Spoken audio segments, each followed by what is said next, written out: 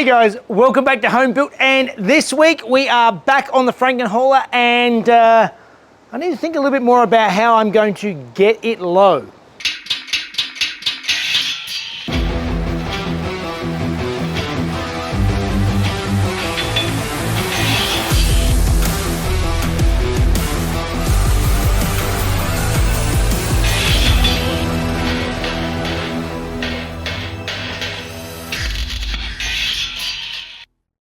Alright guys, welcome back, and many of you will have been watching and know that this is the Frankenhauler. This is my 1954 Ford F600 truck that I have mounted on a coaster chassis and running gear.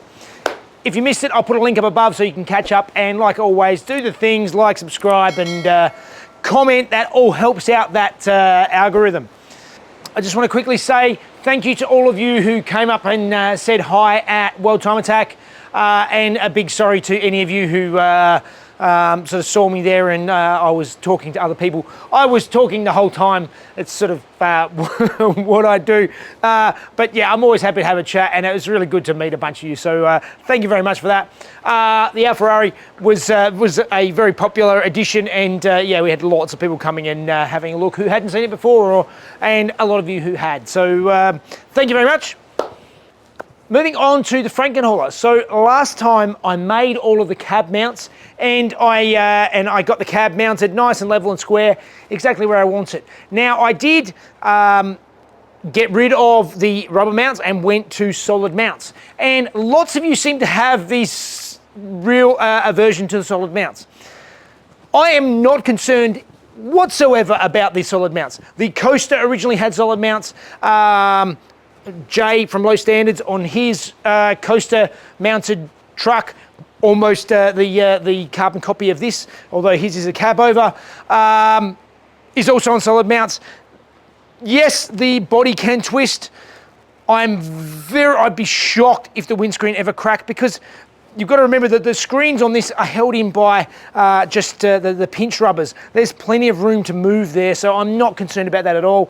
And also, the chassis would have to twist so much over that entire length, considering how close the engine mounts are together.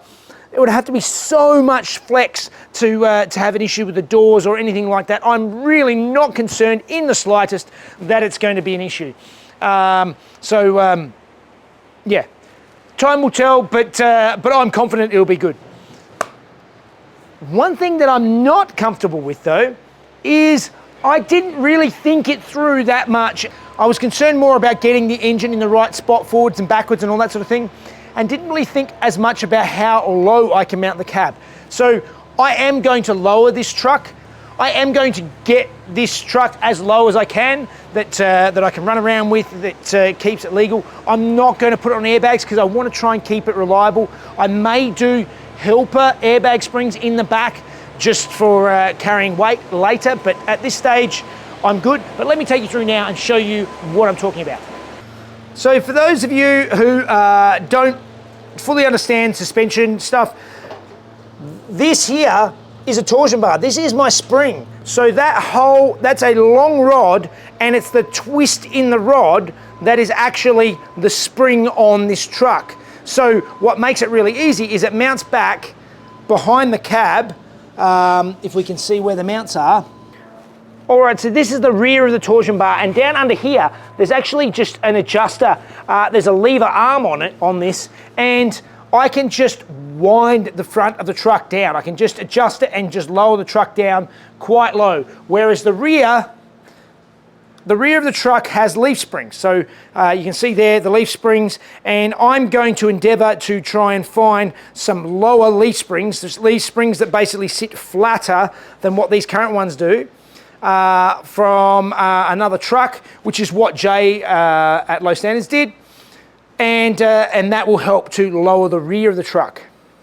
Now, the reason I mention these torsion bars is you can actually see the height of the cab here. And there is quite a bit of room between the torsion bar and this pinch weld of the cab, and then even higher up. And I can quite easily reinforce and trim out this pinch weld, but I have probably 40 millimeters or so that I can actually lower this cab down further. So not thinking about it ahead of time, actually means that the cab is a lot higher than it needs to be, and I can lower it and get sort of free lowering without having to adjust suspension at all, just by mounting the cab lower. So first thing I'm going to do is I'm going to get this cab off, cut those body mounts off and lower them so I get the cab as low as possible to start with.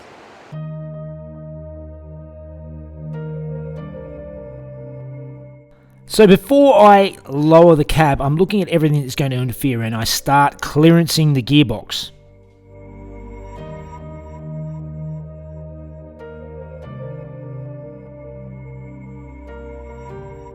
I'm also going through and I'm checking the levels of all of the mounts, just so I have a rough idea of how far I'm going to lower everything. Measure it all beforehand, and then I can deal with it afterwards.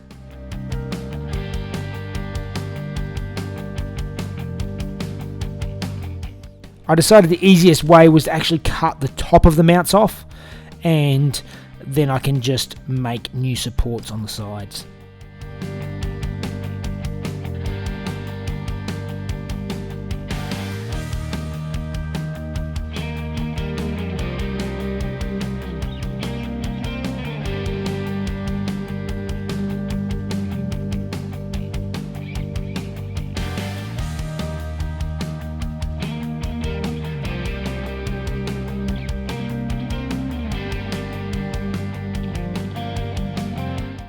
So while the cab's up in the air, I'm making a bit of clearance in the pinch welds for the torsion bars.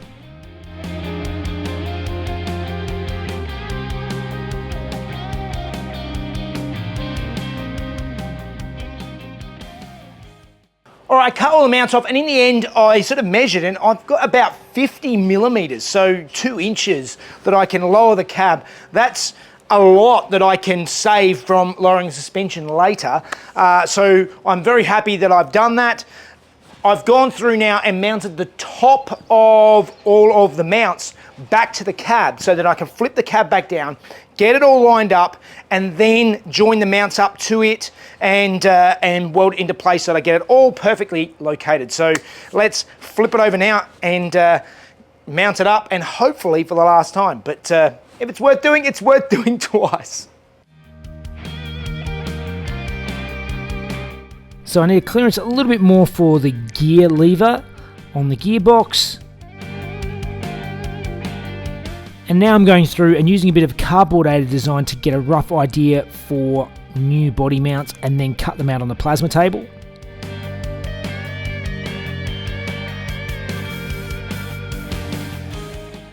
All right, you can see here the torsion bar is very close to the cab on both sides. That's about as low as I can get it.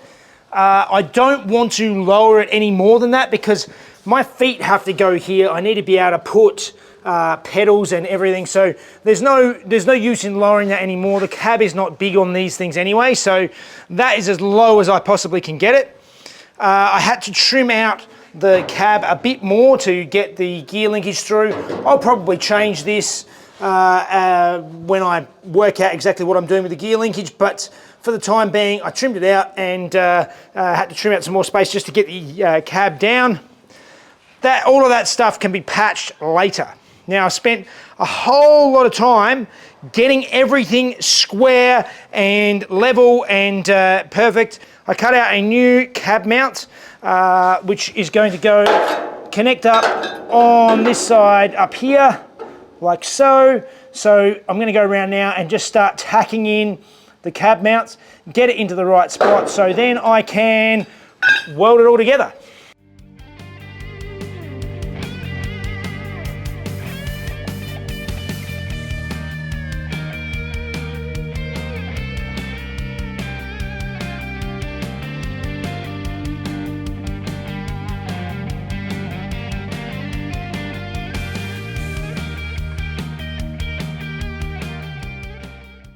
All right, so we have the body mounts welded on now. I'm happy that they're finally in the right spot. I've got it down as low as I can to avoid the torsion bars. Like I said, I can't cut into the floor or do any of that because that's where my feet need to go. So this is as low as the cab can get.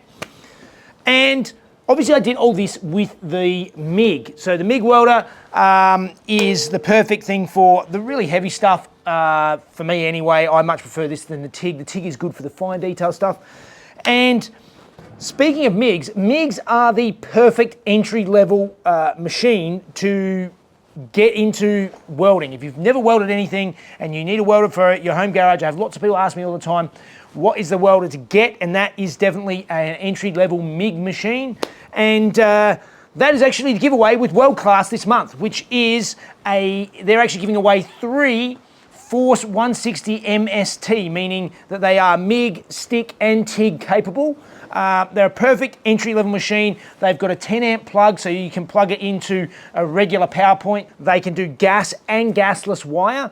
And yeah, I call the MIG basically the hot glue gun of welding. Like, it's the perfect thing to start with. It's the easiest thing to get your head around. And once you get the hang of welding, then you sort of advance to the other levels of welding. But the MIG just really makes things easy. So go over to World Class, use the link that's in the description of the video, or I've got here on the screen. Head over there and enter the competition. Help out World Class, they help me out, and it's really good that they're giving back and helping out you guys. There's been a bunch of giveaways this year. A lot of you are messaging me that you won it, so head over to World Class. You can see where the winners are. They handle all of the competition side of things. So, yeah. All right. Well, I think now these are done, it's time to clean them up and get a bit of paint on them so that I can put this on. And hopefully, I don't have to cut them off and do them again. If it's worth doing, it's worth doing twice.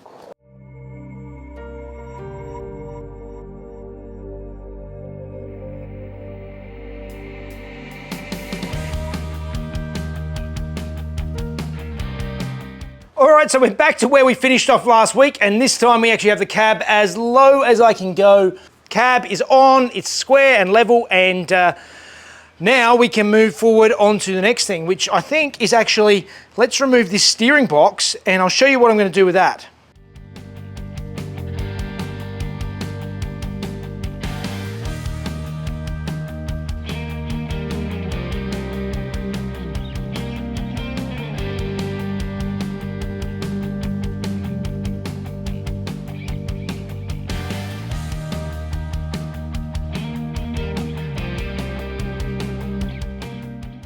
All right, well, straight away, looking at the truck, you can see that the front end is sitting far too high on the existing coaster frame rails. Also, by jacking it up, you can see that it actually makes the wheel arch sit onto where the wheel has got to go. The whole thing is just in the wrong spot. The issue is that the coaster frame rails actually kick up after the suspension, so they actually sit a lot higher at the front than the Ford did.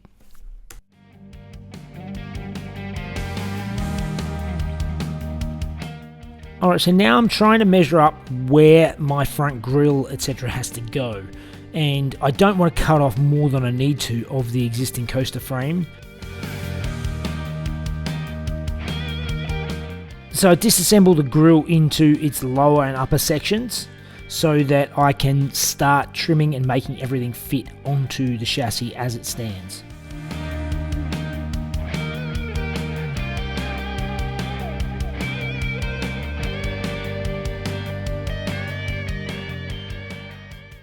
Alright, so this part of the grille has a big dent in it, so I think it's time to get out the sandbag and a mallet and see what we can do about making it looking a little bit more presentable. Alright, so I managed to get that dent out of the front of the headlights, and now we're moving back over onto the front of the truck. What I need to do now is I need to work out how much I need to trim this frame back. So I need to trim this off probably around here somewhere, and I think that's the next job, is I need to cut that off and then start fitting things up and working out where I'm going to remount my steering box with enough clearance for it to do what it needs to do and still look like an old truck.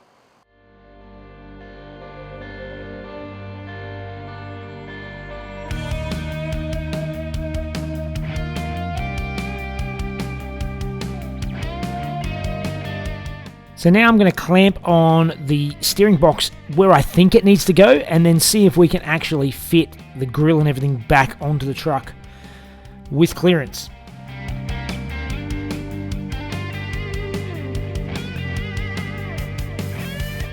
And a lot of this is very time consuming. It's backwards and forwards, trim a little bit at a time so that I'm not just hacking off tons of metal that I'm going to have to replace or fix later.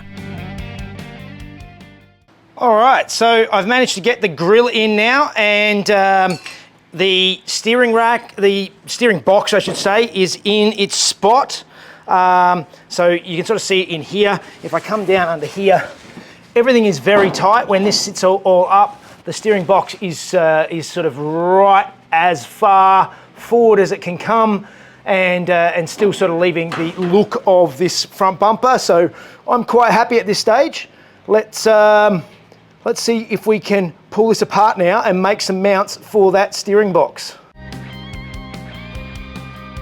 All right, so I have got my steering box where I want it. I know I've got clearance for everything I need. So now I need to drill the holes and bolt it in.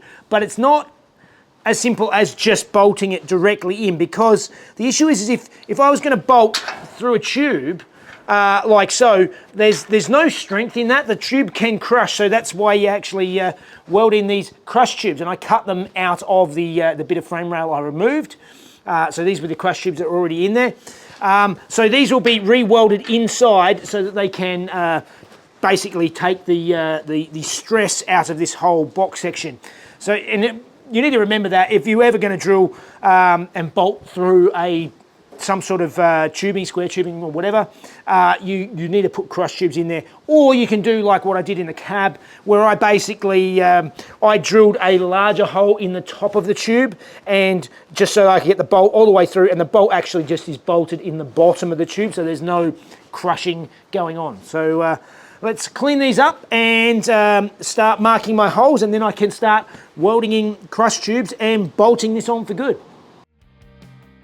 So I started cutting the old crush tubes out of the frame and clean them up on the lathe.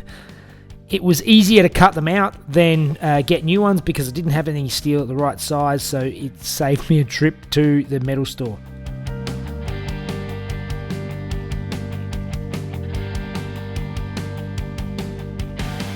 So what I did is I marked out where the holes need to go with the steering box where I wanted it, and then started drilling through. I bolted the horizontals on first, so then I could get it out nice and tight, and then mark where the verticals need to go.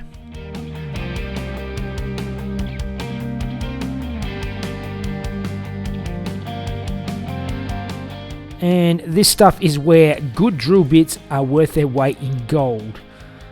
So much time can be lost by trying to drill through thick steel with blunt drill bits. So I quickly realised that drilling up from underneath, I was getting covered in hot shards of metal, so I was covered up and then drilled the rest of those holes.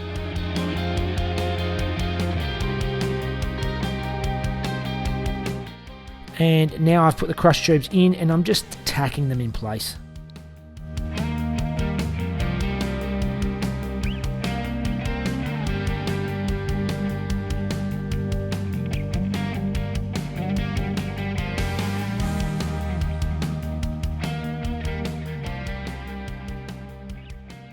All right, so let me just explain what I've done here. So as you can see, I've now got the steering box bolted back on, and we have the crush tubes welded in place for the verticals and the horizontals, and that's all bolted on nice and firmly. Now I will be adding the barbs to tie the chassis back together again. As you can see, I've moved this steering box back. Now the way this steering works is it has the this arm, I think it's the pitman arm is what it's called, and that connects up to the drag link. Now all I need to do to get this steering to work is to shorten this drag link. Now it's not legal to cut and shorten these things, but I can do it for mock-up purposes, and there are companies who will build a drag link that will be legal just to a mocked up specification. So as long as I get this exactly the way I want it, I can use a new drag link, and that is what I'm going to do. And then we've got, you might see I've already got a knuckle on here already that's not factory. This is a engineer approved knuckle, and this now will go up to the new cab. So more come on the steering, but let's bolt the front end back on and see what it looks like and make sure everything fits.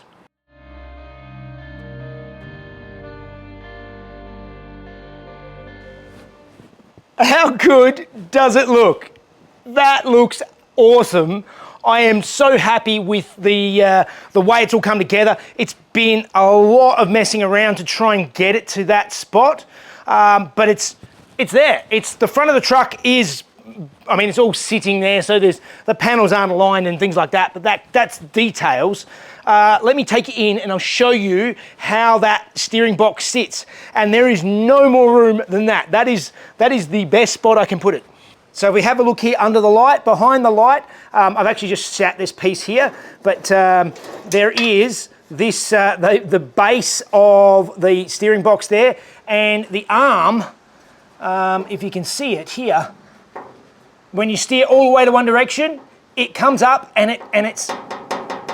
it's just sitting underneath this panel here. So it can steer all the way in both directions as I pour more fluid onto the floor.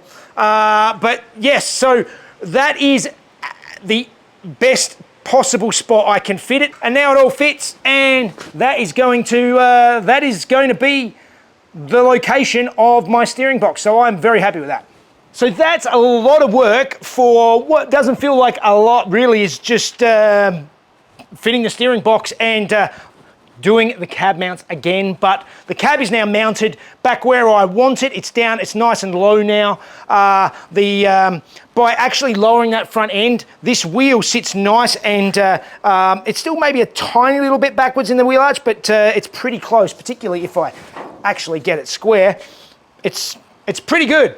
I am very happy with the whole layout of the front of the truck.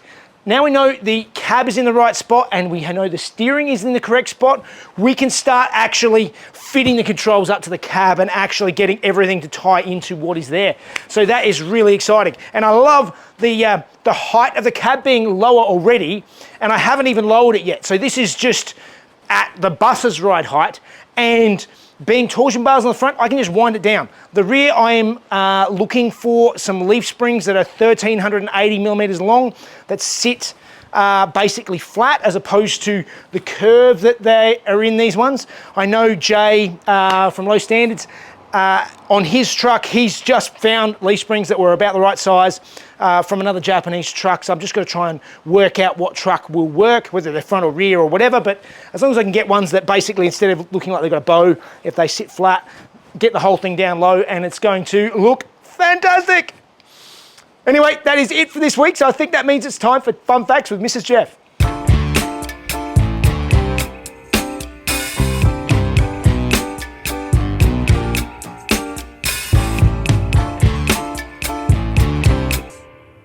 Hey guys, when the Model T entered production in 1908, factory workers had to have skills that covered 84 areas.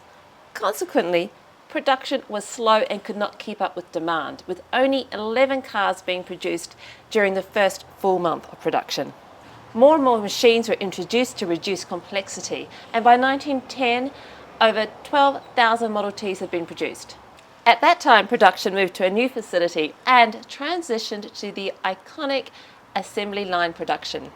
As a result, a new Model T came off the production line every 3 minutes, with production time down from 12.5 hours to 93 minutes in 1914, with less manpower.